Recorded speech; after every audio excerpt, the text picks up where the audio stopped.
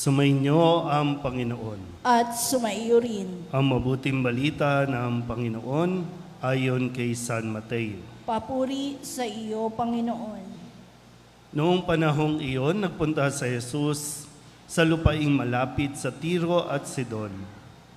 Lumapit sa kanya ang isang Kananeyang naninirahan doon at malakas sa sinabi, "Panginoon, anak ni David, mahabag po kayo sa akin. Ang anak kong babae ay inaalihan ng demonyo at masyadong pinahihirapan." Ngunit gapotokmay, di tumugon si Jesus. At lumapit ang kanyang mga alagad at sinabi sa kanya, "Pagbigyan na nga po ninyo at nang umalis. Siya'y nag-iingay at susunod-sunod sa atin." Sumagot si Jesus, "Sa mga tupang naliligaw ng sambahayan ng Israel lamang ako sinugo." Ngunit lumapit sa kanya ang babae, lumuhod sa harapan at ang sabi, "Tulungan po ninyo ako, Panginoon." Sumagot si Jesus, "Hindi dapat kunin ang pagkain ng mga anak upang ihagis sa mga tuta." "Tunay nga po, Panginoon," tugon ng babae. "Ngunit ang mga tuta man ay nagsisikain ng mumong nalalaglag sa hapag ng kanilang Panginoon." Kaya't sinabi sa kanya ni Jesus, "Napakalaki ng iyong pananalig. Mangyayari ang inihiling mo." At noon di, gumaling ang kanyang anak. Ang mabuting balita ng Panginoon. Pinupuri ka namin, Panginoong Hesukristo. Umupo ang lahat. Isang magandang gabi po sa inyong lahat. Ngayon po ay Miyerkules ng ika-18 linggo sa karaniwang panahon. At sa kwento ng ating pong narinig sa ating Ebanghelyo, maganda po na matuto din tayo sa karanasan nitong isang Kananeyang lumapit kay Jesus upang tayo din kahit papano ay magkaroon ng lakas ng loob at huwag sumuko sa paglapit sa Diyos. Lalong-lalo kung sakasakali na pakiramdam natin, hindi rin tayo pinapansin ng Panginoon, pakiramdam natin hindi tayo pinakikinggan sa ating kahilingan. Ang babaeng ito ay nagsasabi sa atin na huwag mong sukuan. Kulitin mo lang ang Diyos at isang araw, kung talagang deserve na natin ang ating inihiling, ipagkakaloob niya yan.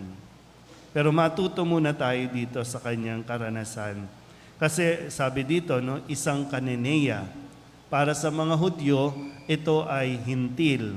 Pag sinabing hintil, makasalanan. So ang isang Hudyo, hindi dapat nakikihalubilo sa isang hintil.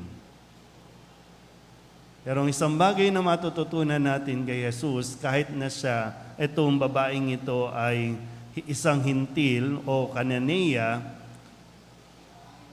inalis ni Jesus yung pader na namamagitan sa kanila. Yung bang mga protocol na tinatawag, no, bawal ka ha, hindi ka dapat tumulong dyan, pabayaan mo siya. Kasi totoo naman po, no, pagdating sa sakit, wala naman po itong pinipiling kasarian, walang pinipiling kulay, walang pinipiling kung ano man ang katayuan sa buhay. Kapag nagkasakit, lahat mangangailangan ng tulong. Mahirap ka man o mayaman, may pambayad ka man sa ospital o wala, lahat ay nangangailangan ng tulong. Kaya sa ipinakita rin ni Jesus, kung may pagkakataon na tumulong, tumulong.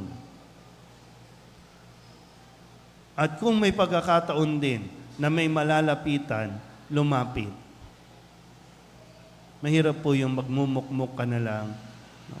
Sikapin mo. No? Kasi itong babaeng ito, sinikap niya na makalapit kay Jesus. Kahit hindi siya kadapat-dapat at hindi dapat lumapit, pero para sa kanyang anak, lumapit siya kay Jesus, lumuhod, nagmakaawa para sa kagalingan ng kanyang anak. At dahil sa nakita ni Jesus yung kanyang pananalig, sinabi na, ipagkakaloob sa iyo ang hinihiling mo. Ilan, di ba? Kung ibigay, salamat. Kung hindi, salamat pa rin. Doon din naman natin makikita talaga yung ating pananalig. Kung sa mga pagkakataon na pakiramdam natin hindi pa ibinibigay o hindi talaga ibibigay, susuko na rin ba at isusuko na rin ba natin ang ating pananampalataya dahil lamang sa mga kahilingan natin? So nawa po, katulad ng babaeng ito, tatagan din natin at huwag nating susukuan, mas patatagin pa ang ating pananalig sa Diyos. Amen?